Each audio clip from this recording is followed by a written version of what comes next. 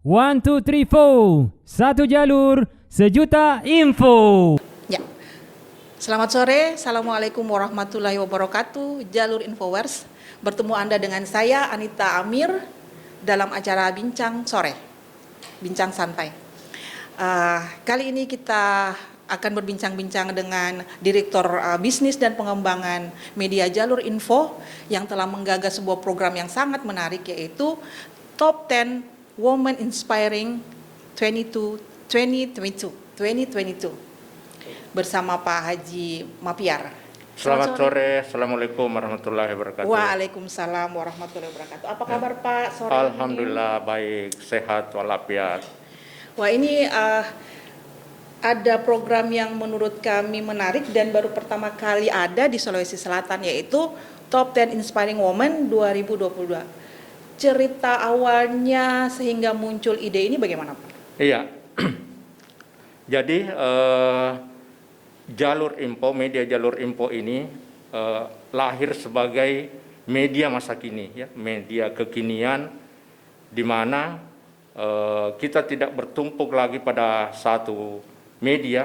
Kalau dulu kan kalau ada koran cetak ya cetak saja. Sekarang ini kita berada dalam sebuah konvergensi media. Jadi ada online, ada televisinya, dia main di Facebook, Instagram, YouTube dan lain sebagainya. Sehingga kita harapkan teman-teman yang ada di sini betul-betul mampu mengikuti perkembangan.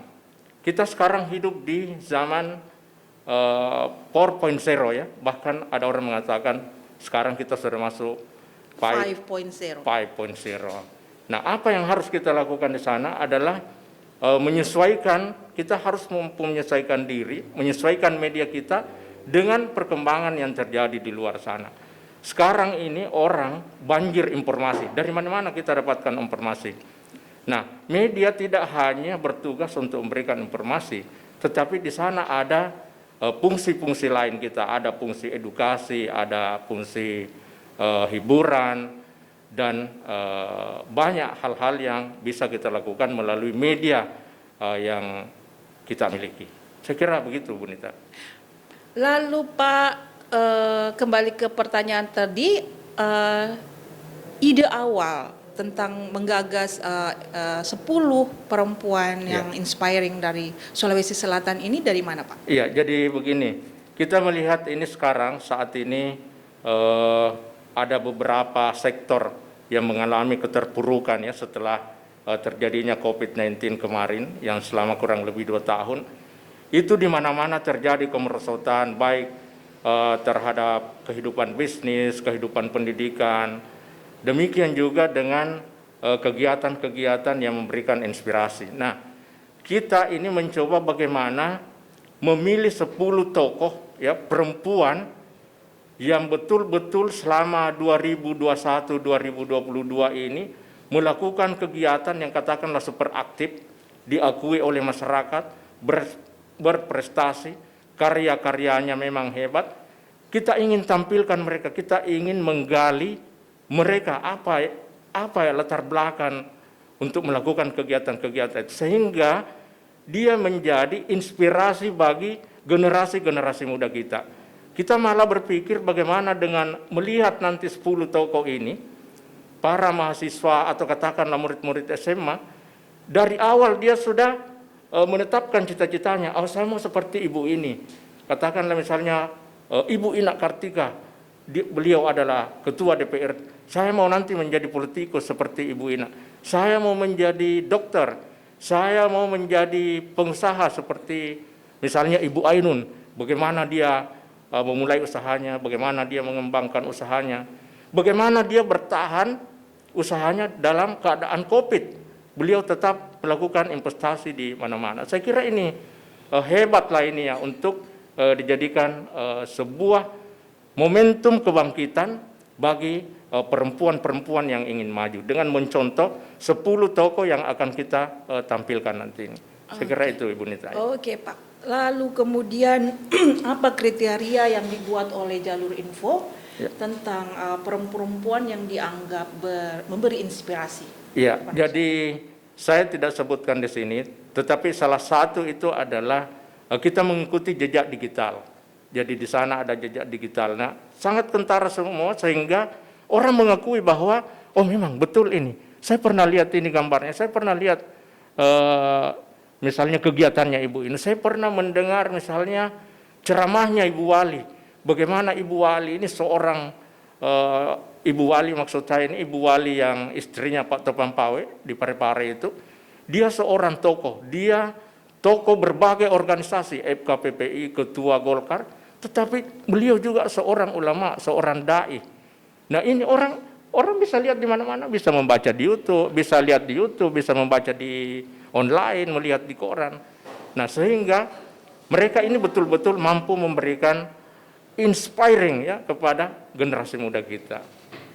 Jadi bagaimana jalur info nanti ini diharapkan menjadi kebutuhan untuk semua kalangan, bukan hanya kalangan dewasa atau senior, tapi juga remaja, kemudian mahasiswa, karena kita akan selalu menampilkan inovasi-inovasi baru di dalam media ini, apalagi dengan adanya teman-teman muda yang mampu membackup kita dari segi teknis gitu. Saya kira itu Bu Nita. Baik Pak Haji, terakhir pertanyaan saya sebagai Direktur Bisnis dan Pengembangan di Jalur Info, apa yang akan Bapak lakukan untuk mengembangkan media yang sekarang ini dalam konvergensi media dari beberapa multimedia sehingga ini bisa menjadi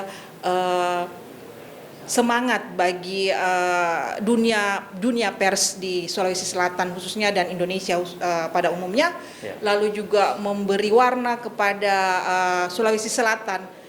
Apa yang akan Bapak lakukan? Iya, saya kira yang pertama memang bagaimana berita ini tetap tampil dengan berita-berita yang objektif, yang seimbang, narasumbernya jelas, tidak mengarang-arang berita. Sehingga akan muncul kepercayaan dari masyarakat, dari pembaca kita. Kemudian yang kedua, kita harus mengikuti zaman. Ketika misalnya sekarang zamannya online, zamannya digital, kita masuk ke dunia itu. Kemudian yang ketiga, kita mengikuti perkembangan kejadian dalam masyarakat. Jadi misalnya apa yang lagi populer sekarang ini? Misalnya katakanlah masalah pendidikan. Bagaimana Pak Menteri kita ini mengharapkan adanya perbaikan sistem dalam pendidikan, perubahan kurikulum misalnya. Kemudian mungkin berita-berita artis, seorang artis yang tiba-tiba ditahan dengan kasus-kasus ini, kita tidak boleh lari dari konten-konten seperti ini, karena itu yang ingin diketahui oleh masyarakat. Saya kira itu Bu ya. Terima kasih atas wawancaranya pada hari ini. Masih satu pertanyaan lagi ya pemirsa. Ini yang terakhir untuk pertanyaan Pak Mapiar. Ya. Ini kan sudah ketiga tahunnya Jalur Info. Ya. Apa harapan dan cita-cita Pak Haji Mapiar sebagai Direktur Bisnis dan Pengembangan terhadap media ini kita? Iya, jadi yang kita harapkan memang adalah sebuah media bisa tumbuh kalau dia mendapat support dari masyarakat. Baik masyarakat itu baik misalnya katakanlah pemerintah, kemudian legislatif, pembaca masyarakat, pembaca umum.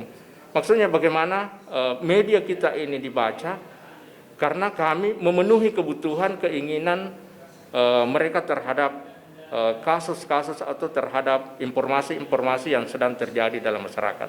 Jadi kita ada koran ini akan memberikan bacaan yang enak karena kita tagline-nya investigative reporting, kemudian ada online-nya, ada TV yang bisa diikuti setiap saat, dan teknologi yang digunakan oleh Jalur Info ini adalah teknologi yang sangat modern, di mana kalau Anda masuk di sana, berita apapun yang Anda cari di kejadian-kejadian di dunia ini, itu akan muncul dengan sendirinya. Jadi ini sudah sangat modern peralatan yang kita miliki. Saya kira cukup Bu ya, jangan terlalu banyak. Baik Pak, terima kasih banyak atas waktunya. Terima kasih banyak atas kesediaannya sudah datang dan meluangkan waktu untuk berbincang-bincang di acara podcast sore hari ini. Jalur Infowars, terima kasih atas perhatian Anda. Sampai bertemu lagi kita di lain waktu. Wassalamualaikum warahmatullahi wabarakatuh.